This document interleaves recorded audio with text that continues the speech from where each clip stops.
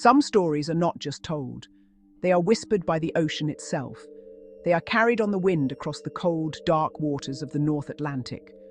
The story of the Titanic is one such legend, a tale of human ambition, of steel and steam, and of a night when the world held its breath. We often remember the end, the final terrible plunge into the abyss. But the real story, the one that holds the deepest secrets, is not about how quickly she died. It is about how long she fought to live. It is a story told in the groans of stressed metal, in the slow creep of icy water, and in the quiet courage of those who waited in the dark. Tonight, we journey back to that fateful night in April 1912. We will stand on her decks and feel the chill of the air. We will listen not to the chaos, but to the silence that came first. The silence that followed the impact. This is not just a recounting of history, it is an exploration of a mystery.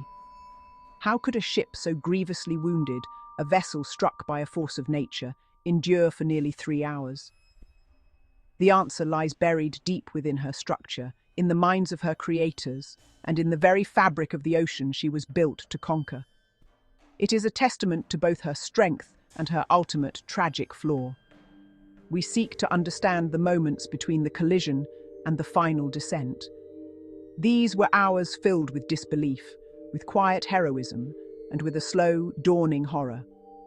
The ship was a world unto itself, a floating city of light and music, and for a time, that world refused to surrender to the encroaching darkness. It held on. It resisted. The Titanic did not simply sink. She engaged in a long, drawn-out battle with the sea, a battle she was always destined to lose, but one she fought with a resilience that has captivated us for more than a century. Her slow demise is the heart of her legend. Let us peel back the layers of time. Let us look past the myths and the movies. We will uncover the engineering marvels and the fatal assumptions that sealed her fate. We will see how the very features designed to make her unsinkable became the instruments of her prolonged agony. This is a story of physics and of human nature, of water pressure and of quiet prayers.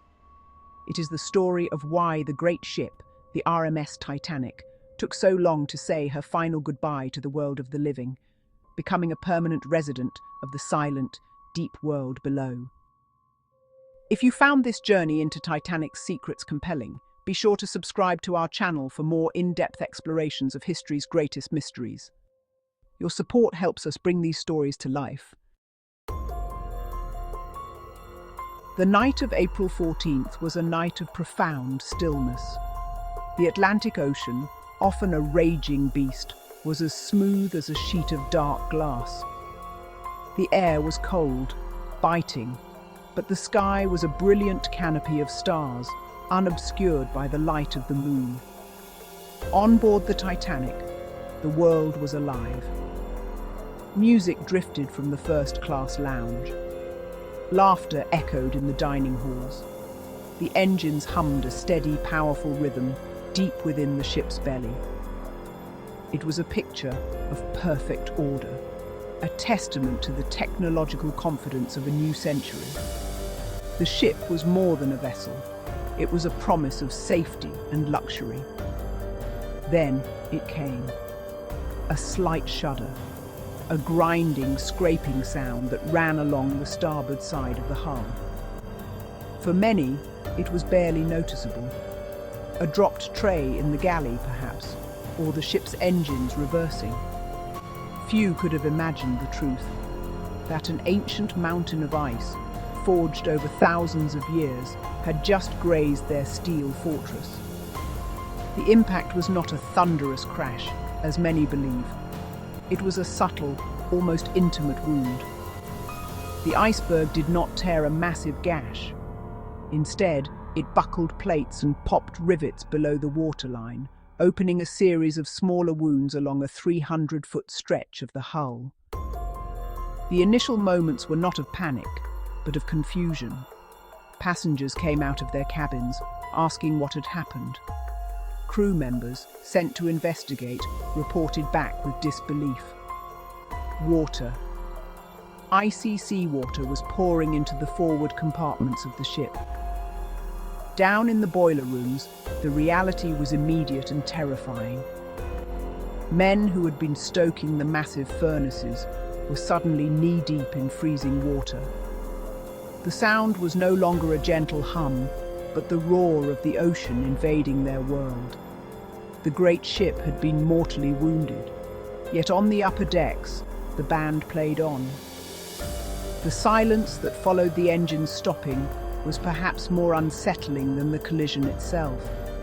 The constant reassuring thrum of the machinery was gone, replaced by an eerie quiet. The ship, once a vibrant creature of motion, now drifted silently under the stars. This was the moment the legend began, the moment the clock started ticking. The ship's officers, including Captain Smith and the ship's designer, Thomas Andrews, quickly assessed the damage.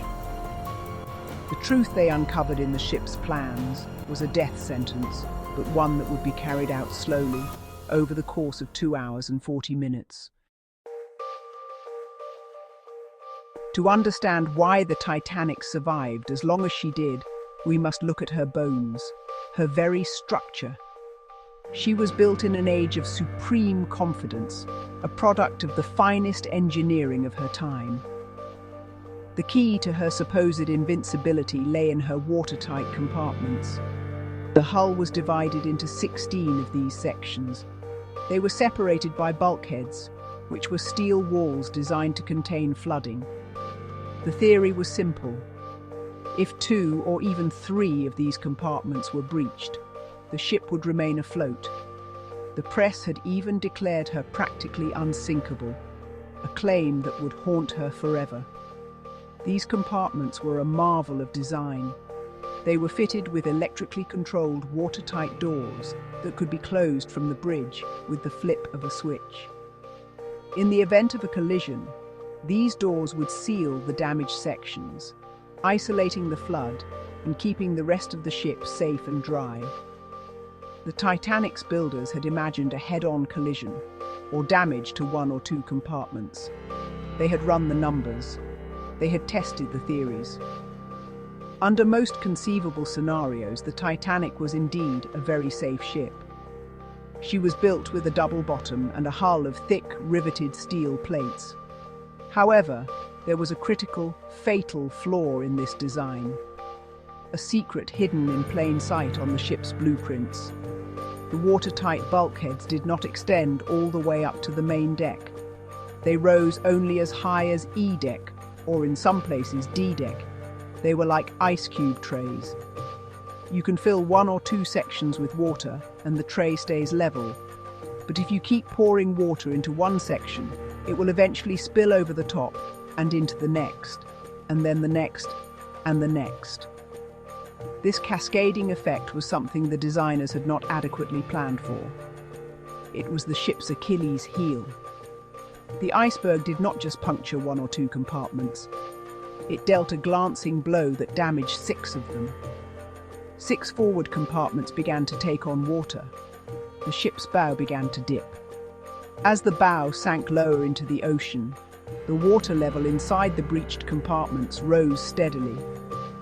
It rose until it reached the top of the bulkheads.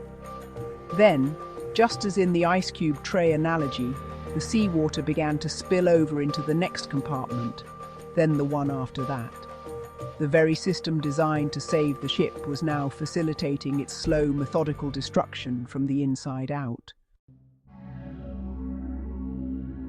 The flooding was not a sudden deluge.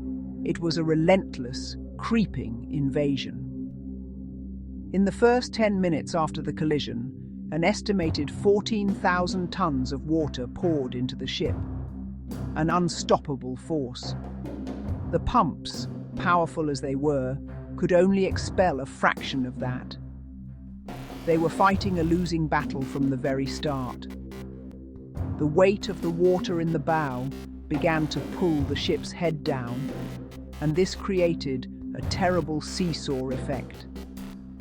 As the bow sank, the stern began to rise out of the water, placing an unimaginable strain on the middle of the ship. The groans of the hull were the sounds of a giant breaking.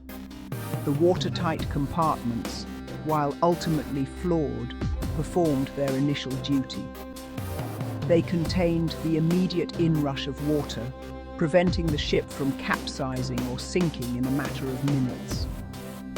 This is the crucial reason for the nearly 3-hour timeline.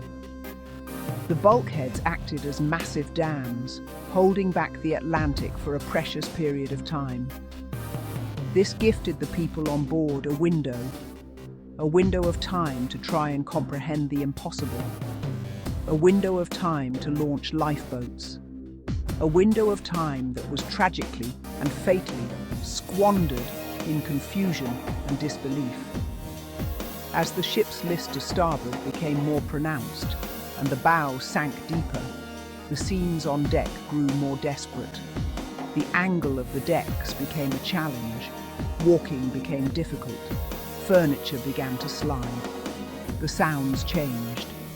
The quiet hum of the ship was replaced by the hiss of steam being vented from the funnels, a deafening roar that added to the surreal atmosphere. Below decks, the water continued its slow march. It crept through corridors, seeped under doors, and filled cabins. It was a silent, cold predator, claiming the ship one deck at a time, from the bottom up. The final moments of the flood were dramatic. As the stern rose higher and higher, the propellers were lifted completely out of the water, glistening under the starlight. The strain on the ship's keel became too much.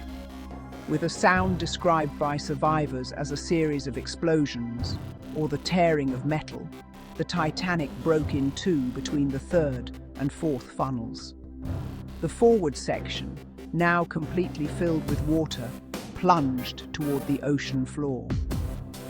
The stern, for a moment, settled back on the water before it too filled with water and stood vertically against the sky, a final, dark monument, before beginning its own final descent into the abyss. In the face of impending doom, the human mind often defaults to disbelief. This was the first and perhaps most critical human factor in the Titanic's final hours. For many passengers, the idea that this magnificent ship could actually sink was simply unthinkable. After the slight jolt, life continued almost as normal. People finished their drinks, played cards, and joked about striking an iceberg. This collective denial wasted precious minutes. The crew, bound by duty, knew the severity of the situation. But conveying that urgency to 1,000 people wrapped in the warm blanket of safety was an immense challenge. The crew's response was a mix of disciplined action and systemic failure. Officers and seamen worked tirelessly to uncover the lifeboats and prepare them for launch, but they were hampered by a lack of training. There had been no lifeboat drills. Many crew members did not know their assigned stations. The process was slow and disorganized. The infamous women and children first order, while noble in intent, was inconsistently applied. Some officers interpreted it as women and children only and sent lifeboats away half empty, while men watched from the rails. These decisions, made under immense pressure, had fatal consequences. As the hours passed, the atmosphere on board shifted from confusion to a creeping dread. The tilt of the deck became undeniable. The cold night air grew colder still. The initial calm gave way to pockets of fear, but rarely outright panic. There was a strange, surreal order to much of the proceedings. The ship's band, led by Wallace Hartley, famously played on, their music providing a soundtrack of courage and calm amidst the rising chaos. Their actions have become a symbol of grace under pressure, a testament to the human spirit's ability to create beauty even at the edge of the abyss. The sensory experience was overwhelming. the deafening roar of steam venting from the funnels, the sharp cracking sounds of the ship's structure giving way, the sight of distress rockets being fired into an empty, uncaring sky, and then the human sounds, the hushed conversations, the shouted orders, the quiet goodbyes. For 2 hours and 40 minutes, the Titanic was a stage for 1,000 individual dramas. Each person faced their own mortality, making choices that would define the last moments of their lives. The slow sinking forced this confrontation, turning a sudden accident into a prolonged, agonizing ordeal. The Titanic did not have to sink slowly. A different kind of impact, a more direct and catastrophic blow, might have sent her to the bottom in minutes. But it was the nature of her wound and the nature of her construction that gave her those final hours. It was in this borrowed time that the legend was truly born. The slow descent transformed a maritime disaster into an enduring human epic. It allowed for stories of sacrifice, of cowardice, of love, and of loss to unfold. It gave the world witnesses who could tell the tale, not of a sudden disappearance, but of a long, heartbreaking farewell. Her legacy is etched into our collective consciousness. She stands as a powerful symbol of human hubris, a reminder that no matter how great our creations, we are always subject to the forces of nature. The belief in her invincibility was her undoing, but her story is also one of resilience. The strength of her steel and the design of her compartments, flawed as they were, fought against the inevitable. They provided a stage for the best and worst of humanity to be displayed for the world to see. It is this duality, this mix of strength and weakness, that makes her story so compelling. Today she rests in 2 pieces on the ocean floor, nearly 2.5 miles below the surface. A silent, ghostly monument in a world of eternal darkness. Expeditions to the wreck continue to reveal her secrets, showing us the slow decay of her once proud form. But they also reinforce the power of her story. The images of her grand staircase, now a ruin, or the teacups still resting on the seabed, connect us directly to that night. They remind us that this was not just a ship, but a place where thousands of lives converged and were changed forever. A place where time stood still. The question of why the Titanic took hours to sink is, in the end, a question about time itself. Time to hope, time to fear, time to say goodbye. The ship's prolonged struggle gave its final moments a weight and a gravity that a swifter end would have denied. It allowed a tragedy to become a myth. And so, the whispers of the dying Titan continue to echo from the deep, a story of ice and steel, of a starlit night, and of a ship that, in its final defiant hours, became immortal. A legend that will be told as long as we look out upon the vast, mysterious expanse of the sea,